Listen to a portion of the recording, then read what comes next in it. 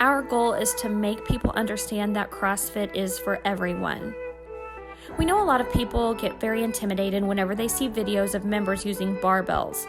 We hear it all the time. People say, "I could never do that. That is way too intimidating for me."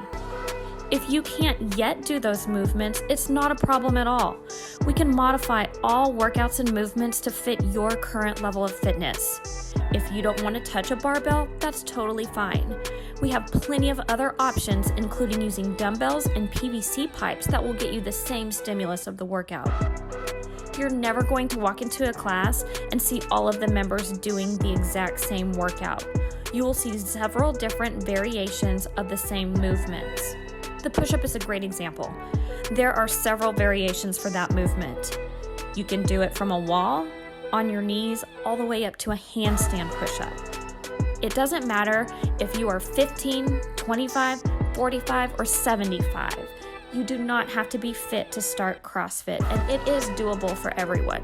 There's nothing stopping you from starting today. The best way to do it is to just dive in, and we will be here to help you each step of the way.